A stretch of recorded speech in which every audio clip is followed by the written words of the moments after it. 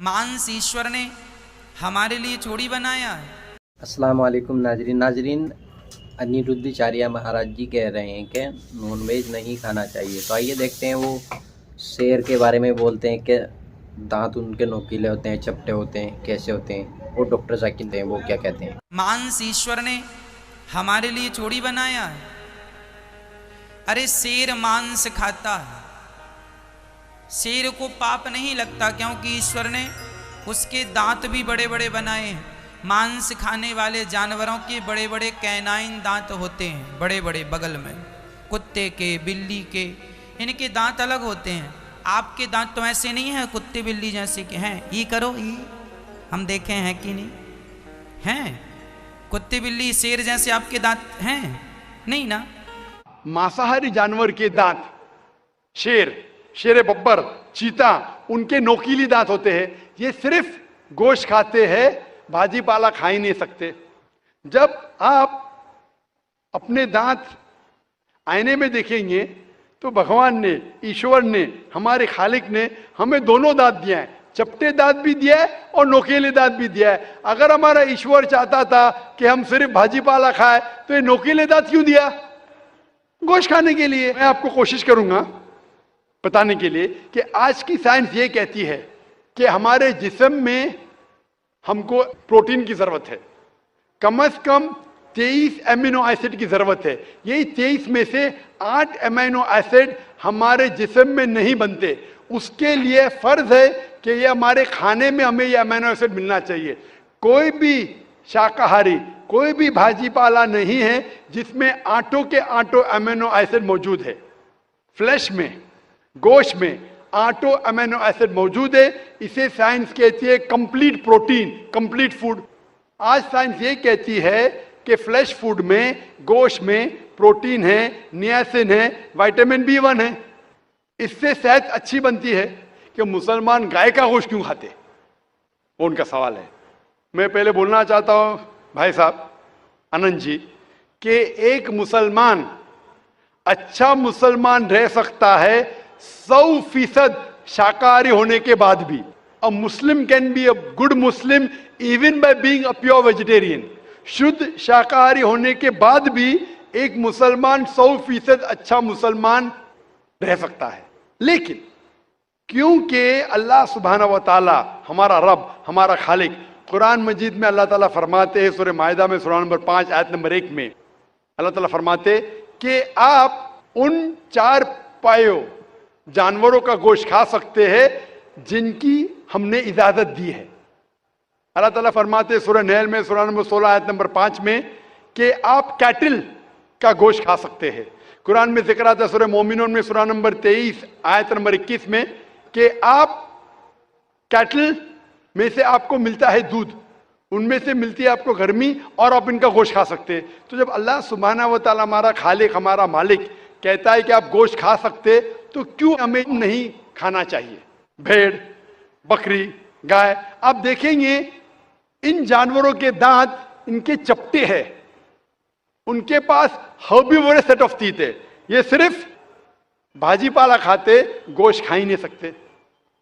जब आप देखेंगे मांसाहारी जानवर के दांत, शेर बब्बर, चीता, उनके नोकीली दांत होते हैं। ये सिर्फ गोश्त खाते हैं, भाजी पाला खा ही नहीं सकते। जब आप अपने दांत आईने में देखेंगे तो भगवान ने, ईश्वर ने, हमारे खालिक ने हमें दोनों दांत दिया है। चपटे दांत भी दिया है और नोकीले दांत भी दिया है। अगर हमारा ईश्वर चाहता था कि हम सिर्फ भाजी पाला खाए तो ये नोकीले दांत क्यों दिया? गोश्त खाने के लिए। आज की साइंस कहती है क्या जो डाइजेस्टिव सिस्टम है हर्बीवोरस एनिमल का, गाय, भेड़, बकरी के, वो सिर्फ भाजी पाला डाइजेस्ट कर सकते, गोश्त को डाइजेस्ट कर ही नहीं सकते। जो डाइजेस्टिव सिस्टम कार्निवोरस एनिमल का है, चीता, शेर बब्बर, ये सिर्फ गोश्त डाइजेस्ट कर सकते, भाजी पाला नहीं। लेकिन हम इंसानों को अल्लाह ताला ने, हमारे ईश्वर ने स्मॉल इंटेस्टाइन भी दिया है, बिग इंटेस्टाइन भी दिया है। हम भाजी पाला भी डाइजेस्ट कर सकते, गोश्त भी डाइजेस्ट कर सकते। अगर हमारा ईश्वर चाहता था कि हम सिर्फ भाजी पाला खाए तो हमें ये डाइजेस्टिव सिस्टम क्यों दिया जो गोश्त को भी डाइजेस्ट कर सकता है? तो साइंटिफिकली हमारा जिस्म हमारे ईश्वर ने ऐसा बनाया है कि हम भाजी पाला भी खा सकते हैं, गोश्त भी खा सकते हैं। और बहुत लोग को गलत फहमी है कि हिंदू मजहब में गोश्त खाने की ममानियत है। भाई आप हिंदू है ना? हिंदू है। आपके नाम से लगता है आप हिंदू है हिंदू है ना सर? जी, हिंदू ही है। आप हिंदू है ना? हाँ। हाँ बिल्कुल सही, आपके नाम से लग रहा है आनंद आपका नाम है, आप हिंदू है। आपको गलतफहमी होंगी कि हिंदू मजहब में गोश्त खाना हराम है। आप जब हिंदू मजहबी किताब पढ़ते हैं, आपकी मजहबी किताब में लिखा है कि गोश्त भी खा सकते हैं, मांस भी खा सकते हैं और बीफ भी खा सकते हैं, गाय का गोश्त भी खा सकते हैं। आप जब पढ़ेंगे मनुस्मृति चैप्टर नंबर 5 अध्याय नंबर 5 श्लोका नंबर 30 में लिखा है कि अगर खाने वाले जानवर, अगर खाने वाले मखलूक उस चीज को खाती है जो खाने वाले जानवर है, तो आप कोई गुनाह नहीं कर रहे, क्योंकि ईश्वर ने कुछ मखलूक को बनाया है खाने के लिए और कुछ मखलूक को खा जाने के लिए। Some to eat and some to be eaten. तो अगर आप खाने वाले जानवर खाते हैं तो गुनाह नहीं कर रहे। लिखा है मनुस्मृति में अध्याय नंबर 5 श्लोका नंबर 31 में कि अगर आप पूजा के लिए जानवर को कत्ल करते हैं तो कोई गुनाह नहीं करते। लिखा है मनुस्मृति में अध्याय नंबर 5 श्लोकान नंबर 39 और 40 में कि ईश्वर ने कुछ जानवर को बनाया है पूजा के लिए, सैक्रिफाइस के लिए। तो killing in sacrifice is not killing. तो कत्ल करना पूजा में कत्ल नहीं है। तो मनुस्मृति के मुताबिक आप गोश्त खा सकते हैं।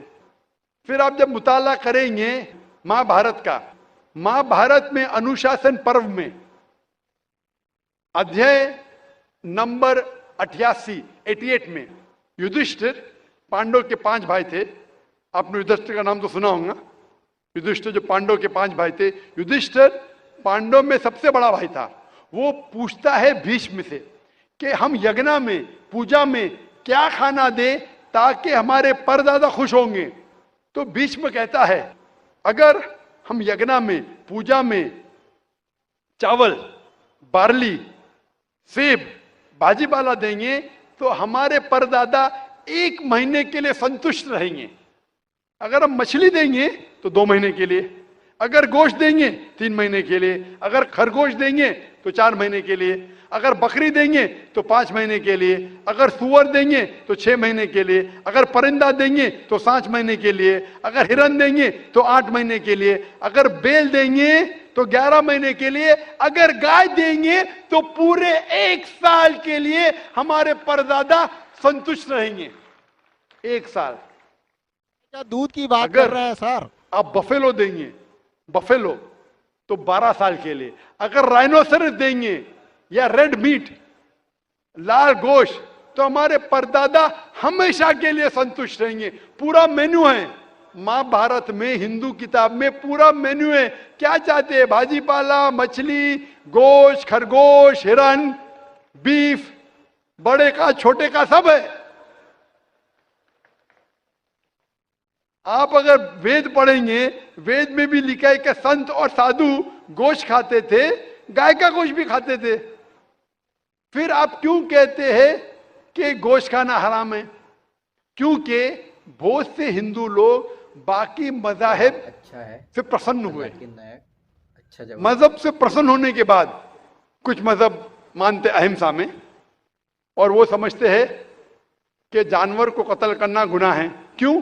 क्योंकि जानवर में जान है, बाजी पाला में जान नहीं है, पेड़ पौधों में जान नहीं, इसलिए बाजी पाला खाना गलत नहीं है, लेकिन जानवर खाना गलत है। आज साइंस तरक्की कर चुका है और हम जानते हैं कि पेड़ पौधों में भी जान है, तो उनकी लॉजिक जरा बदल गई। हाँ हाँ जाकिर भाई, हम जानते हैं पेड़ पौधों में जान है, लेकिन पेड़ पौधे उनको दर्द का एहसास नहीं है, उन्हें दर्द नहीं होता।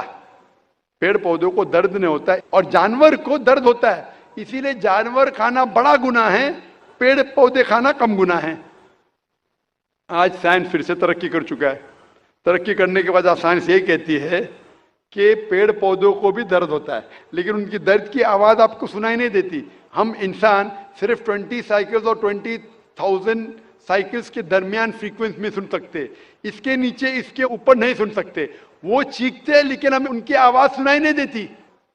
तो एक शख्स ने मुझसे सबसे ज्यादा बहस किया और कहा कि जाकिर भाई मैं मानता हूं कि पेड़ पौधों में जान है, पेड़ पौधे को दर्द होता है, लेकिन पेड़ पौधों में सिर्फ 2 या 3 सेंसेस है, जानवरों में 5 सेंसेस है, इसलिए जानवर का कत्ल करना बड़ा गुनाह है। तो मैंने उससे पूछा कि अगर आपका भाई पैदा होता है 2 सेंसेस कम के साथ, वो सुन नहीं सकता है और बात भी नहीं कर सकता है, गूंगा है और बहरा है, जब वो बड़ा होता है और अगर कोई इंसान उसका कत्ल करता है तो क्या आप जाके कहेंगे जज से मिलॉर्ड कातिल को कम सजा दो क्योंकि मेरा भाई गूंगा था, बहरा था, वो सुन नहीं सकता था, बात नहीं कर सकता था? आप तो कहेंगे कातिल को डबल पनिशमेंट दो, मेरा भाई तो मासूम था, ना सुन सकता था ना बात कर सकता था। इस्लाम में 2 सेंसेस लेस और 2 सेंसेस मोर नहीं। इस्लाम में अल्लाह ताला फरमाते सूरह बकरा में सूरह नंबर 2 आयत नंबर 168 में 168 में, eat of the good things which Allah has provided you, जो अच्छी चीज आपको आपके अल्लाह ने दी है उसको आप खा सकते हैं। तो आप अगर मुताला करेंगे मजहबी किताबों का और साइंस का, गोश्त खाना कोई गलत नहीं है और मुझे खुसूसन कोई गिला शिकवा नहीं अगर गैर मुस्लिम, अगर हिंदू गोश्त नहीं खाते, मुझे कोई गिला शिकवा नहीं, क्योंकि अगर सब हिंदुस्तानी गोश्त खाने लगेंगे तो हिंदुस्तान में गोश्त का भाव बढ़ जाएगा। आज महंगाई का जमाना है, पेट्रोल का भाव बढ़ रहा है, सब हिंदुस्तानी गोश्त खाने लगेंगे तो गोश्त का भाव भी बढ़ जाएगा।